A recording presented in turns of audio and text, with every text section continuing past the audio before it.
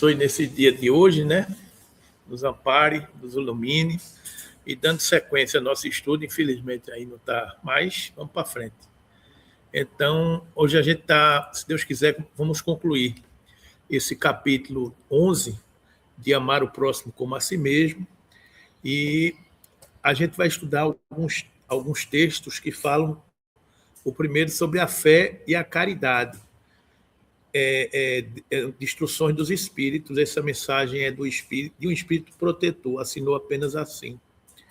Então, quando ele aborda essa questão da fé e da caridade, ele diz o seguinte: disse-vos, não há muito, meus caros filhos, que a caridade sem a fé não basta para manter que entre os homens uma ordem social capaz de os tornar felizes. Ou seja, ele traz aqui a necessidade da gente ter essas duas virtudes alimentadas, né? A caridade e a fé, porque a caridade sem a fé não é bastante para nos mantermos num ambiente harmônico, num ambiente de paz, num ambiente em que a felicidade seja possível, né? Eu pudera ter dito que a caridade é impossível sem a fé. Na verdade, impulsos generosos se vos depararão, mesmo os que entre nenhuma religião têm. Ou seja, às vezes a gente assiste muitos episódios de caridade, impulsos de caridade, mesmo dentre aqueles que não têm nenhuma religião, não professam nenhuma religião. Porém, essa caridade austera, que só com abnegação se pratica, com um constante sacrifício de todo interesse egoísta, somente a fé pode inspirá-la, porquanto só ela se possa carregar com coragem e perseverança a cruz da vida terrena. Ele fala aqui de algumas situações em que somente a fé pode sustentar uma atitude caridosa, né? Porque muitas vezes quem não tem a fé, quem não tem uma convicção mais ampla, não se sente na obrigação, ou não se sente no dever, ou não se sente comprometido em fazer o bem. O que me importa? Eu não tenho nada com isso, daqui a pouco se acaba todo mundo. Ou seja, uma perspectiva alimentada por uma fé, por uma crença mais ampla, é que permite você passar a entender a necessidade de uma boa convivência, a necessidade de estar sempre praticando o bem, de estar sempre perdoando, de estar sempre entendendo um contexto mais amplo. Isso é sustentado pela fé. A fé é sustentada por uma compreensão mais ampla. Quanto mais a gente entende, mais fácil nos se torna a gente ter fé. Porque a fé amplia, o conhecimento amplia a nossa capacidade de ter fé, né? Sim, meus filhos, é inútil que o homem ávido de gozos procure iludir-se sobre o seu destino nesse mundo. Ou seja, a perspectiva deste plano único. Então, o que ele diz aqui é que é inútil que quem procura apenas os gozos da matéria pretenda ser feliz apenas aqui, pretendendo ser-lhe lícito ocupar-se unicamente com a sua felicidade. Sem dúvida, Deus nos criou para sermos felizes na eternidade. Ou seja, a perspectiva da nossa felicidade ela é mais além, não é? Entretanto, a vida terrestre tem que servir exclusivamente ao aperfeiçoamento moral. O fato da gente entender que só será feliz no porvir, mas daqui a pouco a gente vai ver que a gente já pode começar a ser feliz aqui. Mas a perspectiva de uma felicidade plena no porvir não nos afasta, não nos isenta de entender a experiência na matéria como uma oportunidade de ascender. Então, é entender a dificuldade, né, que a gente estava falando aqui como degrau, como trampolim, como uma oportunidade de nos impulsionar. Então, que mais facilmente se adquire com o auxílio dos órgãos físicos e do mundo material. Ou seja, a convivência no mundo material nos ajuda a testemunhar, nos ajuda a aperfeiçoar, a aprimorar a nossa capacidade de servir. Então, se eu passar por uma vida incólume, sem nenhum contato, sem nenhum desafio, sem nenhuma tentação, como é que eu vou testar a minha capacidade de ascender? Não é? Então, a vida material, ela nos oportuniza a condição da gente se enxergar quem a gente é. Não tem aquele ditado que diz que quer conhecer uma pessoa, dê poder a ela, né? Então, quer conhecer uma alma, encarne-a. Deixe-a encarnada para você poder sentir qual é a condição que uma alma tem, não é? Sem levar em conta as vicissitudes ordinárias da vida, a diversidade dos gostos, dos pendores e das necessidades. É esse também um meio de vos aperfeiçoares, ou seja, sem a gente considerar o conjunto da obra, se não tiver um parente difícil, se não tiver um desafio, às vezes a gente podia ser um pouquinho menos, né, Rita? Dá para diminuir um pouquinho a cota, né? Então, às vezes a cruz pesada, a gente diz, dá para 200 gramas a menos, né? Não dá para aliviar um pouquinho não essa carga, mas a fé, a outra questão que a gente dá, a fé de que Deus não coloca fardos mais pesados em ombros de que não podem suportar, nos faz seguir adiante, né? Porque o contrário seria a revolta. O contrário seria se revoltar, achar que Deus não é justo, achar que a gente não nos alimenta, nos faz seguir adiante, né? Com efeito, só a poder de concessões e sacrifícios mútuos podeis conservar a harmonia entre elementos tão diversos. Tereis, contudo, razão se afirmardes que a felicidade se acha destinada ao homem, nesse mundo, aquele que a gente começava. Tereis, contudo, razão se afirmarmos que a felicidade ainda é possível neste mundo, desde que procuremos não nos gozos materiais, mas sim na prática do bem. Ou seja, é aquela questão da consciência tranquila, de que eu estou fazendo todo o bem que está ao meu alcance. Eu posso não ter a plenitude dos gozos materiais, mas eu posso ter a consciência tranquila de que eu fiz a minha parte, de que eu fiz todo o bem que estava ao meu alcance, de que eu evitei o mal possível e de que eu não me arrependerei, porque nenhum mal é decorrência de um bem que eu não fiz. Essa consciência tranquila é que muitas vezes, mesmo diante da difícil travessia, mesmo diante de tantos desafios, de tantas provações, nos faz sorrir, porque a gente está com a consciência tranquila de que está no seu posto de trabalho, está disponível e que Jesus pode contar com seu concurso diante das situações e circunstâncias que você está mergulhado. Essa consciência nos preenche, essa consciência nos harmoniza. Esse bem que fazemos é nosso advogado em toda parte. Então, isso nos dá a altitude moral. Isso nos dá uma atitude moral e uma altitude moral que não faz a gente baixar a cabeça. Não manter a cabeça erguida em sinal de orgulho, mas manter a cabeça erguida em sinal de consciência tranquila, de que você está fazendo a sua parte, que mesmo que ao seu redor as dificuldades aconteçam, você segue, você persevera, você tem serenidade de atravessar aquela marcha. Por quê? Porque você está fazendo a sua parte. Então, Jesus já dizia, faz a tua parte, que o céu os compensará, né? Então, é fazer a nossa parte. Isso permite com que a gente seja feliz, mesmo num plano de muitas dificuldades, porque a gente alimenta esse sentimento, né? Hoje, a história da cristandade fala de mártires que se encaminhavam alegres para o suplício.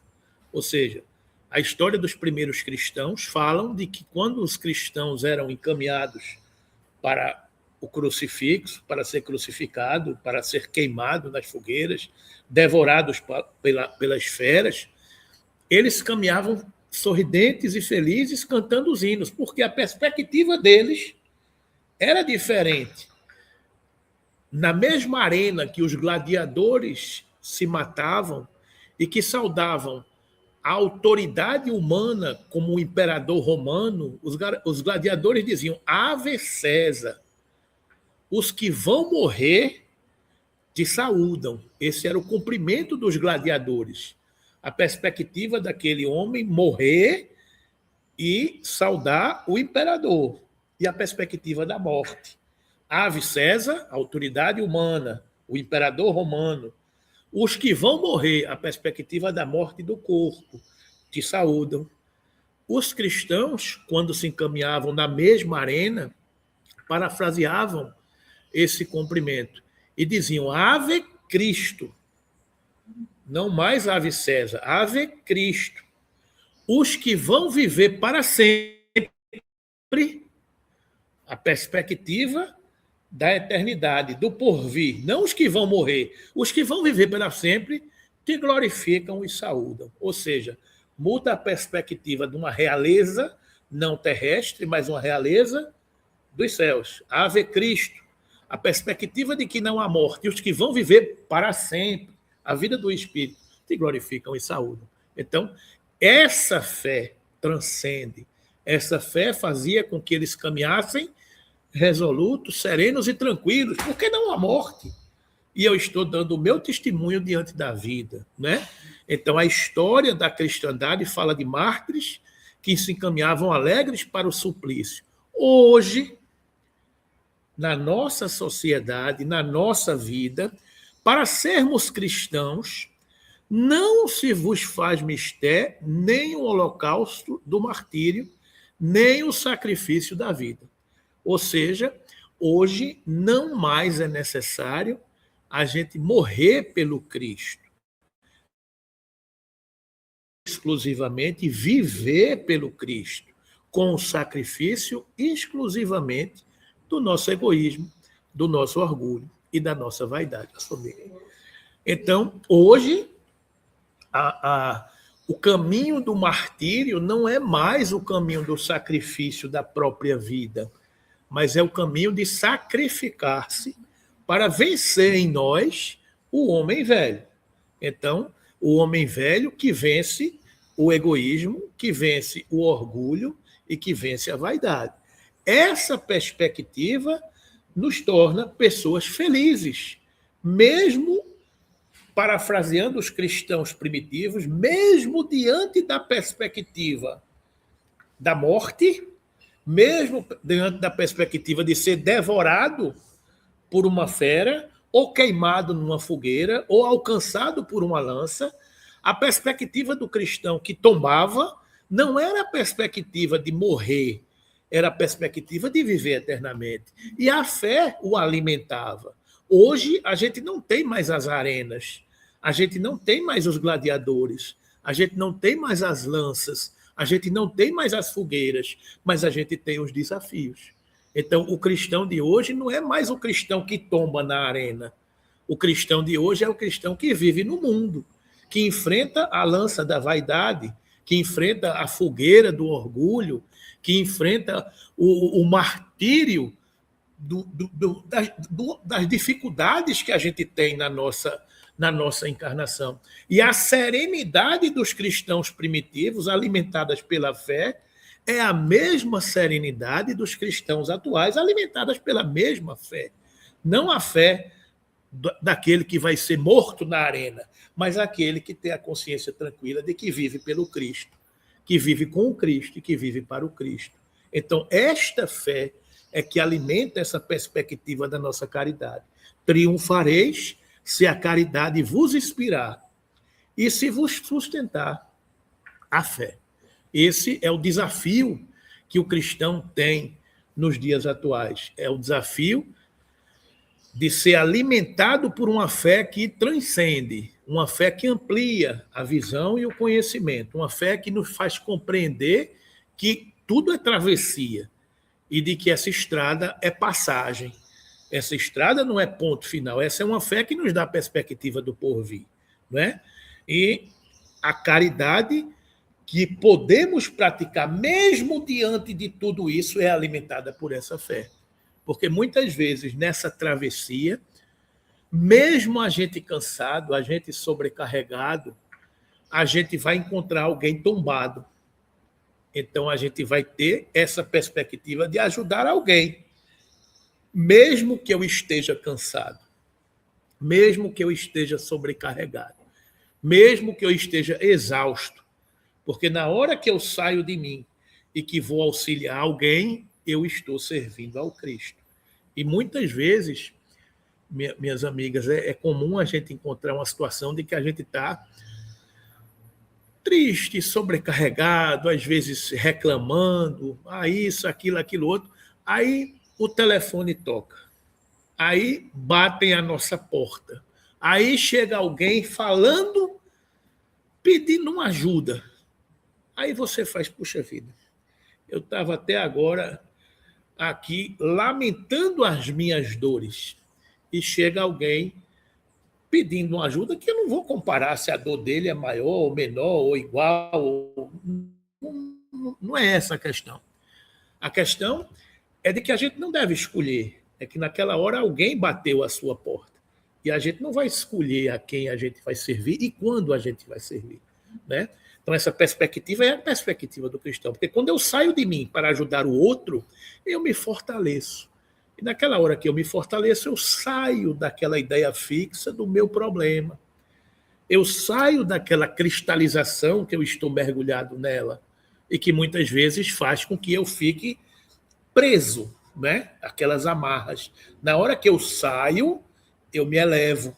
E quando eu me elevo, eu me fortaleço, eu crio uma perspectiva de sair daquele atoleiro que muitas vezes a gente se encontra, né?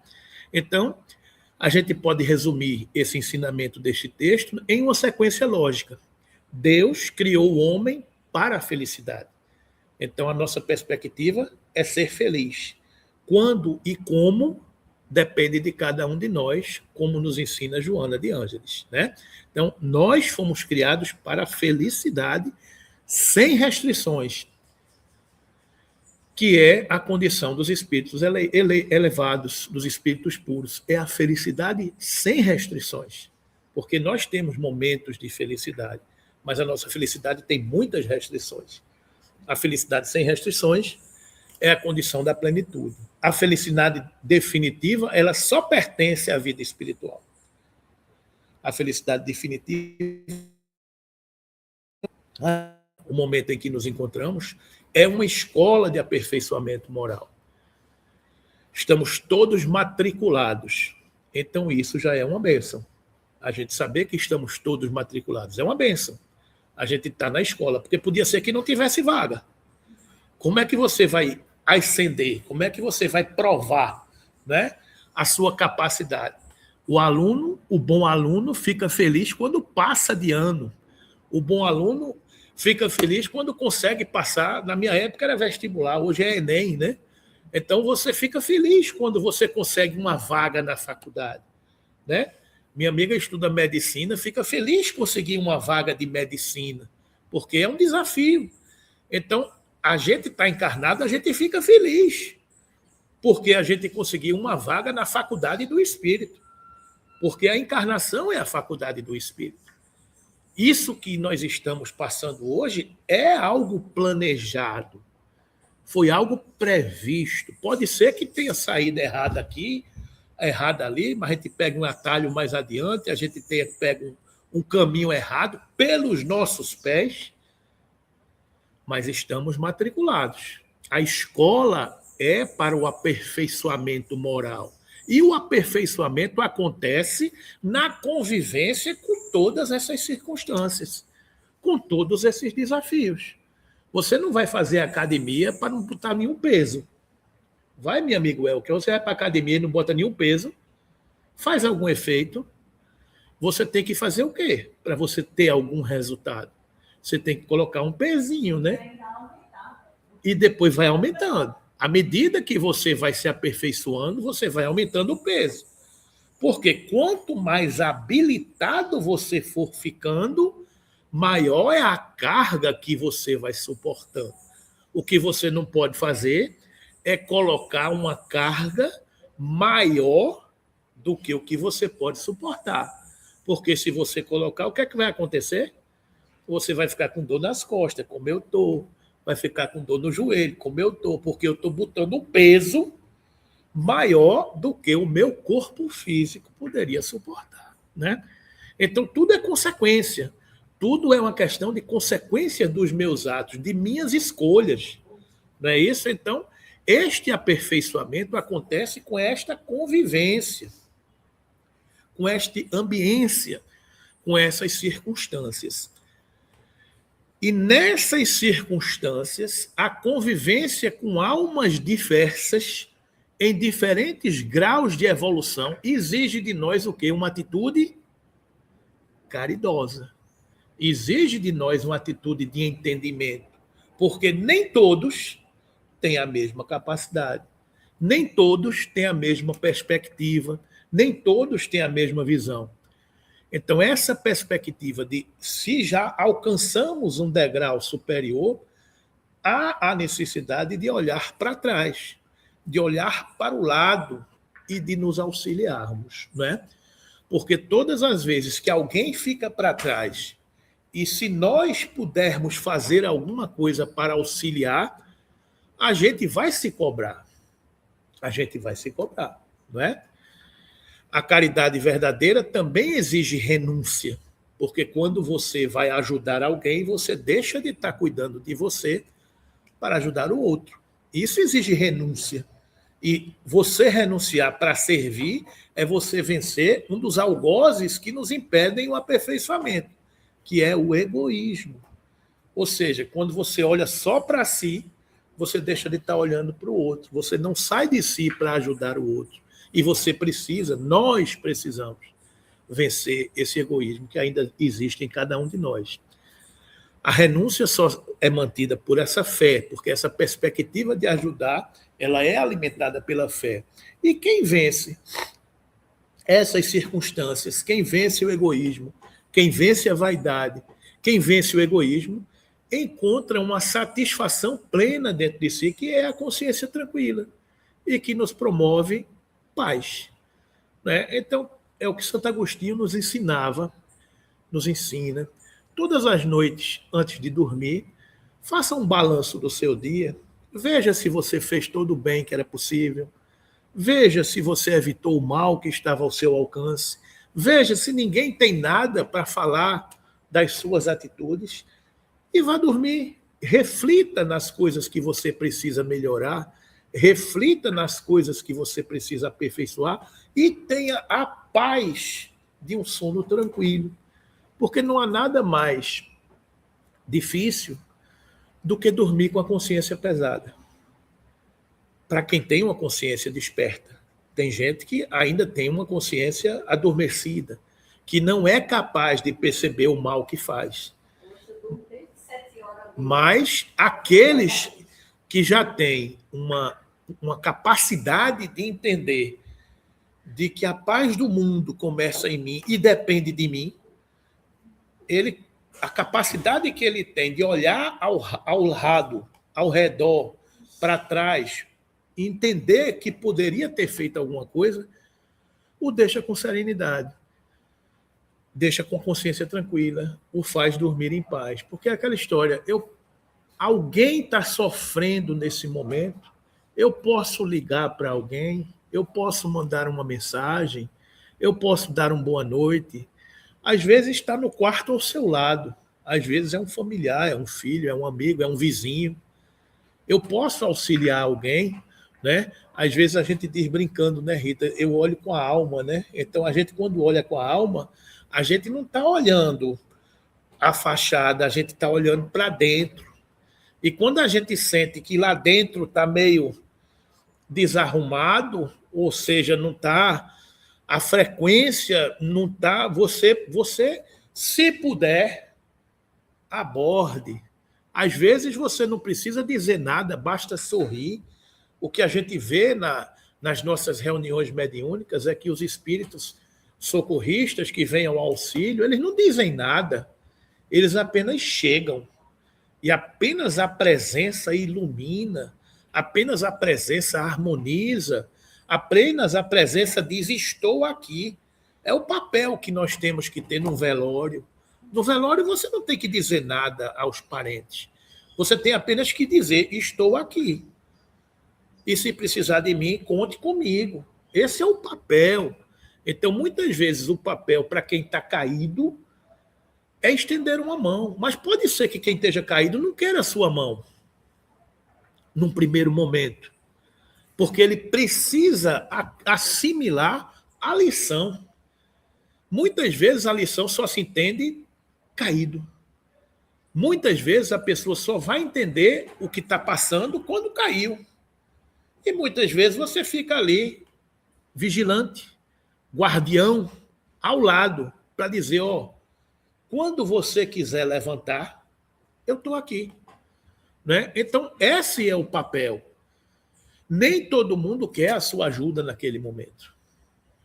Nem todo mundo quer a sua ajuda naquele momento. Mas o fato das pessoas saberem de que você está ali já é um alívio, já é uma perspectiva para compreender que quando ele precisar, ele lá estará. Né?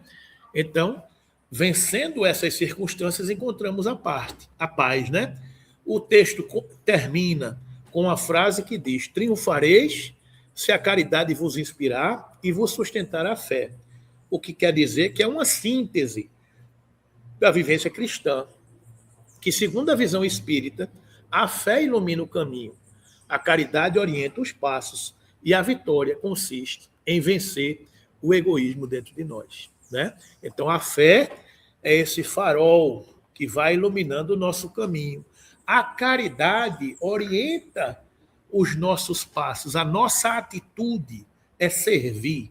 Né? E a vitória consiste em vencermos esse homem velho que está dentro de nós. Então, triunfaremos se a caridade nos inspirar e se sustentarmos e formos sustentados pela fé. Né? Então, essa é a mensagem da fé e a caridade.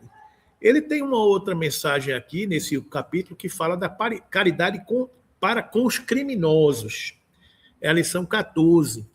Então, essa mensagem, eu vou resumir, que é a mensagem de Elizabeth de França, eu vou resumir dizendo que este texto de que a caridade para os criminosos, que começa dizendo que a verdadeira caridade constitui um dos mais sublimes ensinamentos que Deus deu ao mundo, completa fraternidade deve existir entre os verdadeiros seguidores da sua doutrina. Deveis amar os desgraçados, os criminosos, como criaturas que são de Deus, às quais o perdão e a misericórdia serão concedidos se se arrependerem, como também a vós, pelas faltas que cometeis contra a sua lei. É uma situação difícil. Eu vou ser caridoso com um criminoso? Essa é a reflexão que ele está fazendo aqui. Né? Considerai que sois mais repreensíveis, mais culpados, do que aqueles a quem negardes perdão e comiseração. Pois as mais das vezes eles não conhecem a Deus, como o conheceis, e muito menos lhe será pedido do que a vós. Ou seja, a gente já conhece a Deus. Né? Não julgueis absolutamente, meus caros amigos, porquanto o juízo que proferirdes ainda mais severamente vos será aplicado, e precisais de indulgência para os pecados que sem cessar incorreis. Ignorais que há muitas ações que são crimes aos olhos de Deus, de pureza, e que o mundo nem sequer como faltas leves considera. Imagine que diante de Deus tem coisas que a gente faz que aos olhos do mundo é normal, porque faz parte da lei de Gesso. Todo mundo faz, eu vou fazer também. Mas que aos olhos de Deus, a gente pode estar incorrendo num equívoco grave. Né?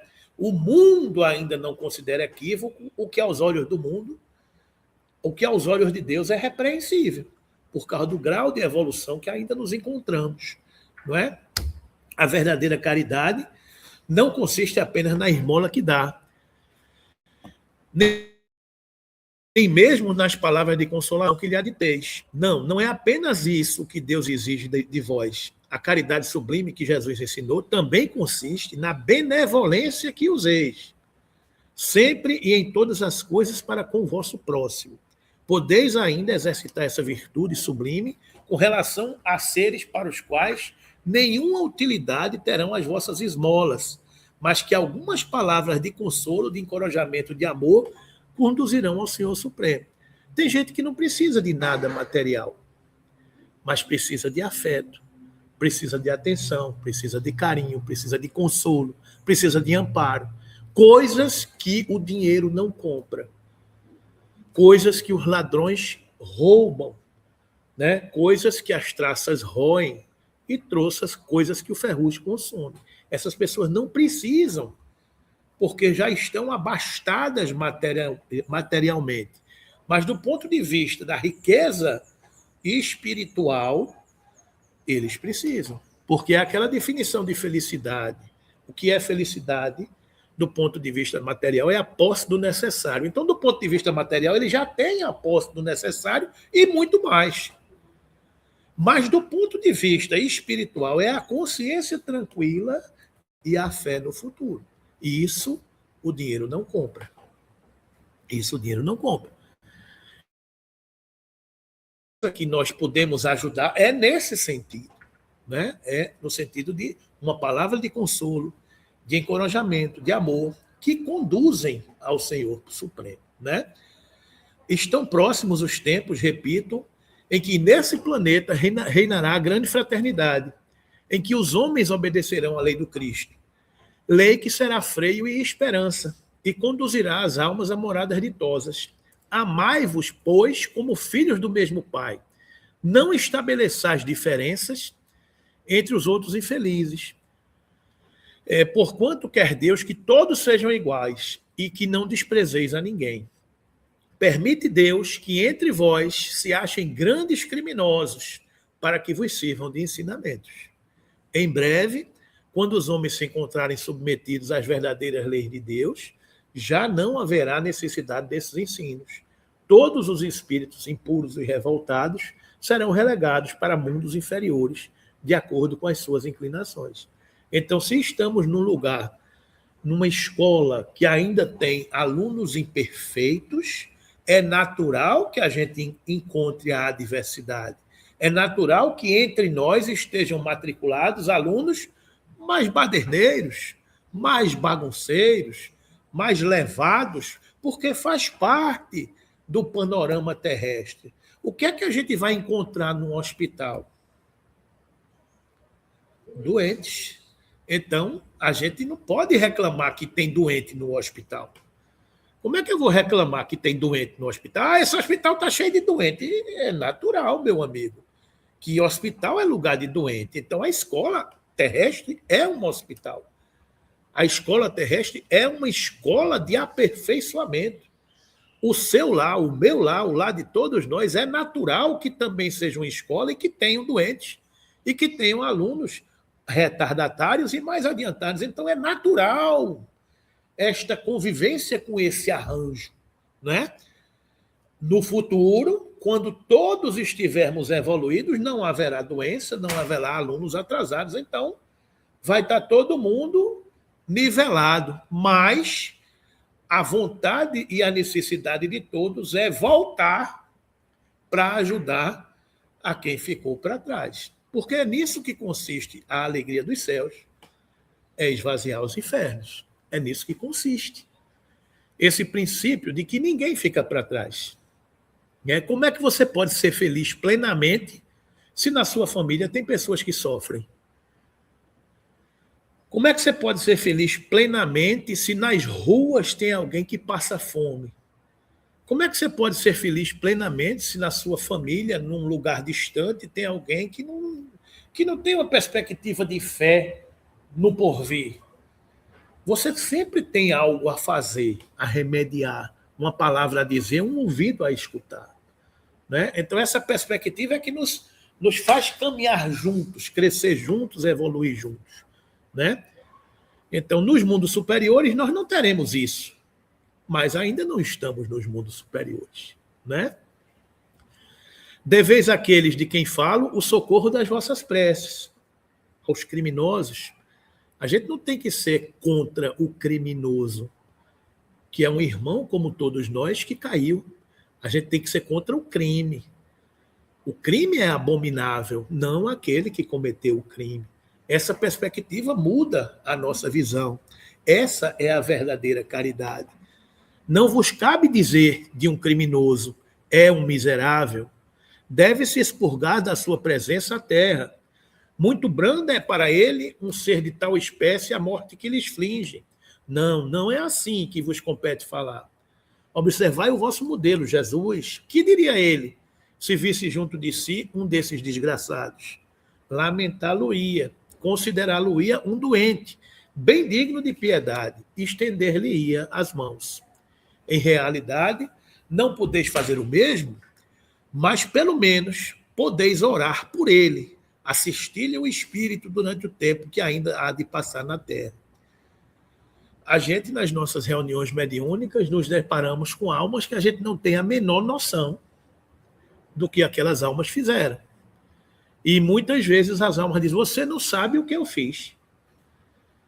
E qual é o nosso papel de dialogador? Meu irmão, não me interessa. Eu não estou aqui para olhar o seu passado.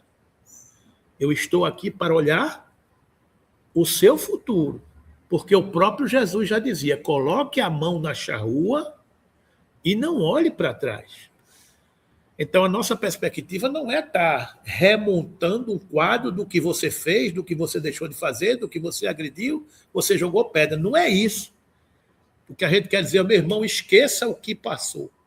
Olhe para frente e sigamos adiante. Ah, mas eu fiz. Não se preocupe. Ninguém passará sem que tenha sido cumprido até o último ceitil. Os mecanismos das leis de Deus se encarregarão de resolver tudo isso. Não sou eu que vou fazer a justiça com as minhas próprias mãos. Essa é a perspectiva. Ninguém foge da lei, né? Pode ele ser tocado de arrependimento se orardes com fé. E tanto o vosso próximo como o melhor dos homens, sua alma, transviada e revoltada, foi criada como a vossa para se aperfeiçoar. Todos fomos criados para a perspectiva da luz, né? Ajudai-o, pois, a sair do lameiro e orai por ele. Essa é a mensagem que a gente pode resumir dizendo que a verdadeira caridade, a caridade para os criminosos também está incluso nisso, possui 5 dimensões inseparáveis. A fraternidade, ou seja, reconhecer todos como filhos de Deus. Essa é uma perspectiva. Todos somos irmãos e todos somos filhos de Deus. A misericórdia, ou seja, separar o criminoso do crime, separar o erro daquele que erra, porque nós também já fizemos coisas pior. É a passagem da mulher adúltera, da mulher pecadora, que atire a primeira pedra aquele que estiver sem pecado. Alguém te condenou? Tampouco eu te condeno. Vá e não tornes a pecar para que não te aconteça algo pior. É a perspectiva de olhar para o próximo como alguém que caiu, como eu também caí. Mas de dar-lhe a mão e dizer, siga adiante, não olhe para trás. Então, misericórdia. Separar o erro do equivocado, né? Indulgência. O que é indulgência? A capacidade de perdoar, de transcender, a capacidade de não julgar aquilo que desconhecemos. A gente não conhece as motivações que envolveram aquela pessoa a caminhar por aqueles passos, por aquela estrada. Então a gente não deve julgar. Cada um tem as suas circunstâncias, né? Benevolência. Independente de tudo, fazer o bem. Porque o bem é o reflexo da minha capacidade. Eu não tenho que escolher a quem fazer o bem. Eu faço o bem porque eu preciso fazer o bem para seguir as leis de Deus. É entre eu e Deus. É entre você e Deus. Então, entre você e Deus, a regra é a caridade. A regra é fazer o bem. A regra é amar, né? Fazer o bem continuamente, mesmo nas pequenas atitudes. Consolação. Levar esperança, paz e amor aos que sofrem. Ou seja, a dimensão da caridade são essas 5 dimensões: fraternidade, misericórdia, indulgência, benevolência e consolação. Uma reflexão espiritual. Esse ensinamento nos convida a uma profunda mudança de perspectiva. Muda a perspectiva. Normalmente perguntamos, quem é que merece o meu perdão?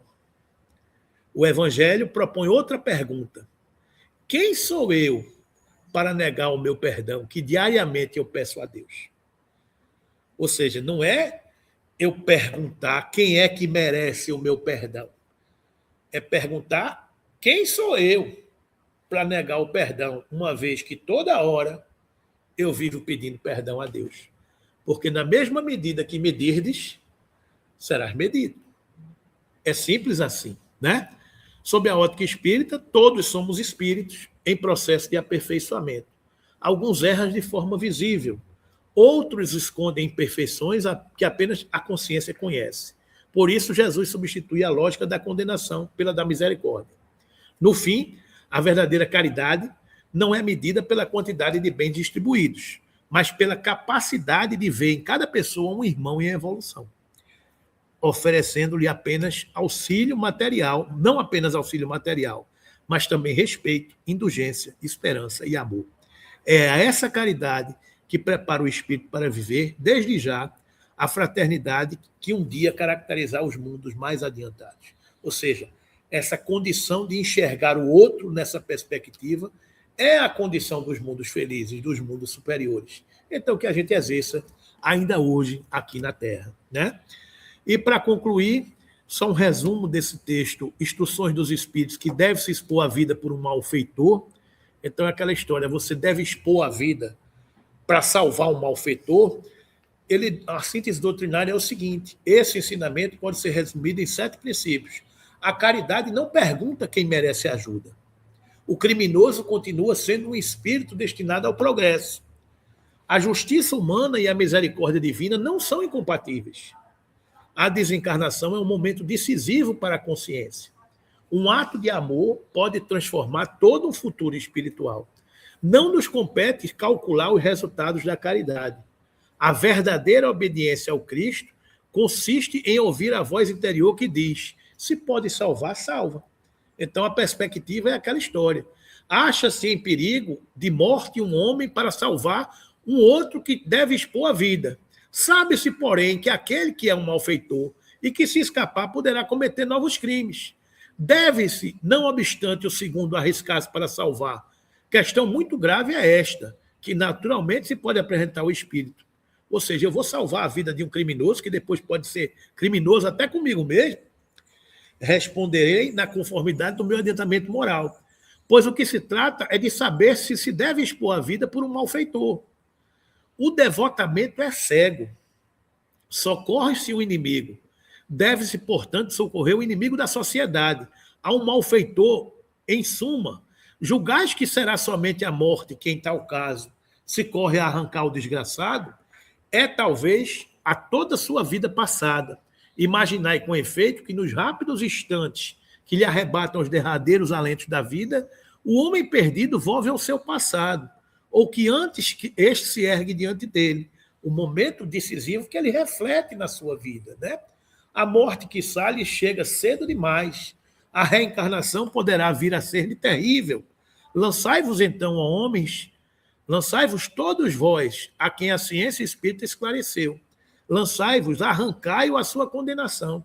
E talvez esse homem que teria morrido a blasfemar se atirará nos vossos braços. Todavia não tens que indagar se o fará ou não.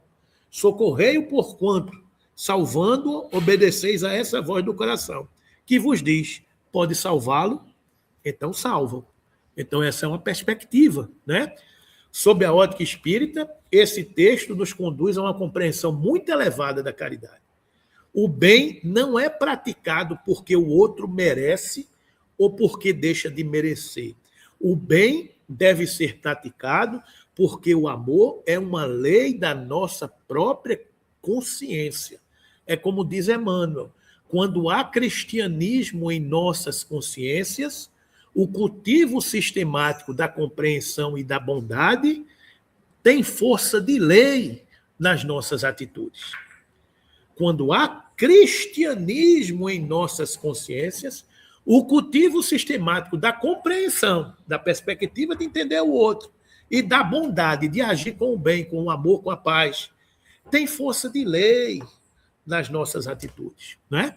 Então, o bem não deve ser praticado porque a gente julga a quem merece. O bem deve ser praticado porque o amor é uma lei da nossa consciência. Quando salvamos alguém, não apenas preservamos uma vida física, podemos estar oferecendo ao espírito uma oportunidade de despertar, de arrepender-se e reorientar a sua caminhada evolutiva. Essa é a lógica do Evangelho. A misericórdia não ignora a justiça, é com a justiça de Deus, mas acrescenta-lhe a esperança. para você se fortalecer diante das provas e das expiações que você terá que passar. Porque você foi tratado com indulgência, você foi tratado com benevolência, você foi tratado com amor. Então faça o mesmo quando os seus momentos graves chegarem, né? O Cristo não nos pede que julguemos quem é digno de ser socorrido. Pede que sejamos instrumentos da providência, sempre que ouvirmos no íntimo a voz silenciosa da lei divina repetindo: pode salvá-lo? Salva-lo. Então, essa é a perspectiva de quem já compreende que é entre você e Deus. É entre você e o mecanismo da lei. É entre você escolher servir plenamente, né? Ok, meus irmãos, ficamos por aqui. Encerramos esse capítulo de amar ao próximo como a si mesmo e que Jesus nos abençoe e que essas sementes vão ficando nos nossos corações para essa perspectiva de bem servir plenamente. Vamos fechando.